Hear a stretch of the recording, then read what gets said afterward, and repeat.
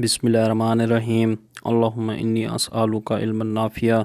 ऐ मेरे रब्बे करीम, हमें वो इल्म अता कीजिए जो वाकई ही हमारे लिए मुफीद है, और फिर हमें उस अमल की तौफीक दीजिए जो आपको पसंद आने वाला है। हमें इतना इल्म और अमल हासिल करने के बाद हमें इतराने वाला ना बनाइए, हमें ख़ुद से डरने वाला बनाइए। आमीन सुम्मा आमीन। आज हम करेंगे कहानी नंबर 5, सच की बरकत। रात का पहर था। दिन भर का थका हारा काफ़िला पड़ा सो रहा था। अचानक शोर उठा, डाकू आ गए, डाकू आ गए। सोए हुए मुसाफिर हड़बड़ा कर उठे और अपने अपने सामान को संभालने लगे। डाकुओं ने लूट मार मचा रखी थी, एक एक की तलाशी ले रहे थे। लोगों की जेबें टटोल रहे थे, जो कुछ पाते थे छीन झपट लेते थे। लुटने वाले आहो फगा कर रहे थे, मगर जालिम डाकुओं पर इसका कुछ असर नहीं हो रहा था। इसी काफ़िले में एक नौउम्र लड़का भी शामिल था, जो खड़ा ये सब देख रहा था और मुतलक परेशान नज़र नहीं आता था।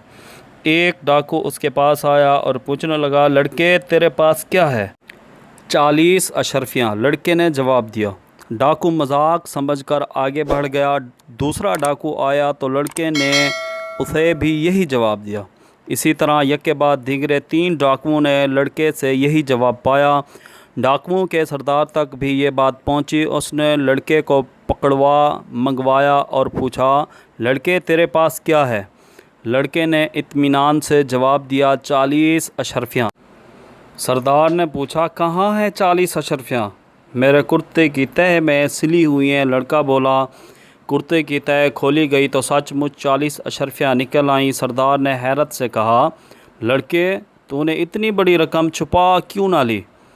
मेरी माँ ने मुझे नसीहत की थी कि बेटा हमेशा सच बोलना, मैं झूठ बोलकर गुनाहगार क्यों बनता? लड़के ने जवाब दिया।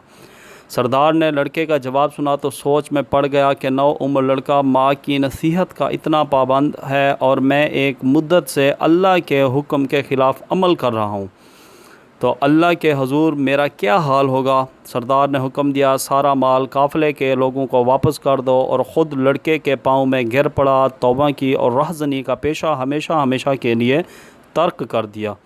ये लड़का कौन था? ये थे हज़रत अब्दुल कादिर जिलानी रहमतुल्लाह अलैह, जो बगदाद में तालीम हासिल करने के लिए काफ़िले के साथ सफ़र कर रहे थे। उनके सच की बरकत से पेशा वर डाकू तौबा करके नेक बन गए। तो आज की हमारी कहानी यहाँ तक थी। फिर मिलेंगे हम अगली कहानी में। अल्लाह हाफ़िज़।